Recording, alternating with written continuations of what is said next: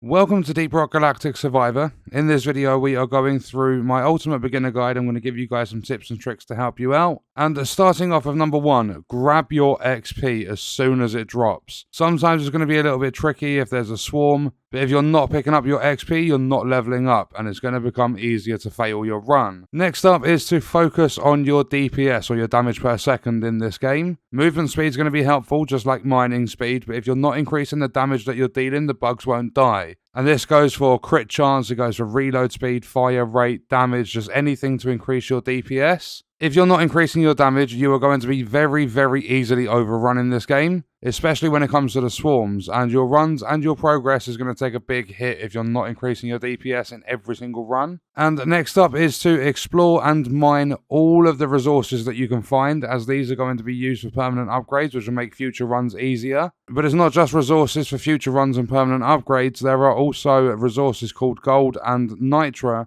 which are going to help you out in your current run. Because at the end of each floor, you are going to visit a shop and you can spend your gold and nitra there, including healing yourself. And next up is to try and find choke points where you have rocks protecting you, even if you have to make the choke points yourself. Because you're going to get protection from the bugs coming in multiple directions whilst you pick them off from their one and only way in. Then next up is to make sure that you complete the secondary objectives to get a big amount of gold that can be used in the shop at the end of each floor. And you're also going to get a bunch of XP from these as well. So they are really, really important in your runs as soon as you see them. Try and get them done as quickly as possible. And next up, gold and nitra are really important for the shop at the end of each floor, but I wouldn't prioritize these over exploring to find the other resources that are going to be used on permanent upgrades. Gold and nitra are good for that current run, but your other resources are for all future runs. So if you're on the later floors of a run, I would prioritize exploring and finding the resources for permanent upgrades over your gold and your nitra.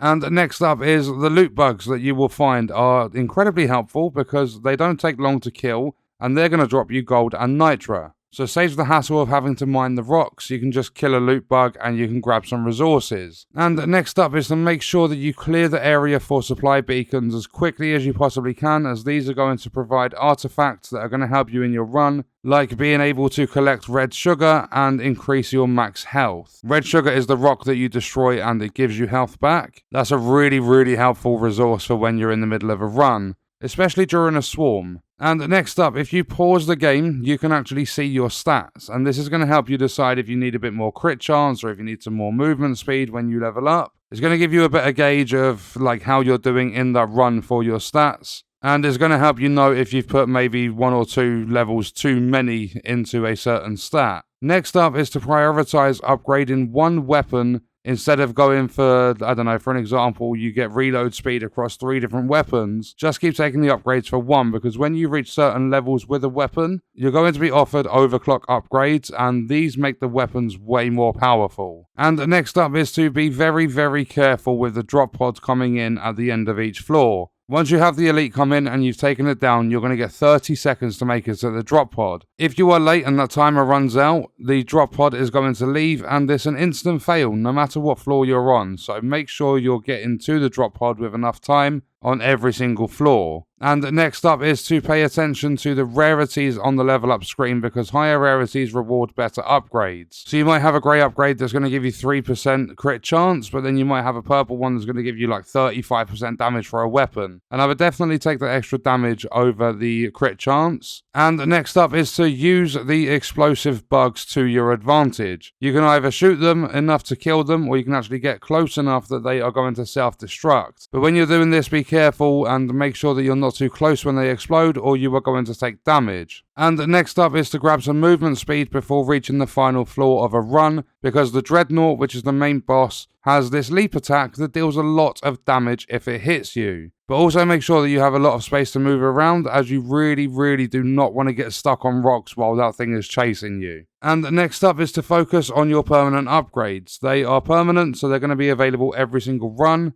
And if you have loads of one resource but you need another one, There is actually a buy and sell feature in this game that gives you credits and gives you extra resources, so use that to your advantage to get the upgrades that you need. And last but definitely not least, pay attention to your milestones, as completing these are going to unlock new bits of equipment for you to use on runs, and some of the equipment you unlock is going to be incredibly powerful. So that was my ultimate beginner guide, some tips and tricks to help you guys out in Deep Rock Galactic Survivor. What we're going to do is leave that video there. Let me know your thoughts and stuff about this game in the comments. I will see you guys in the next one. I hope you enjoyed it. I hope it helped you out. Thank you for watching.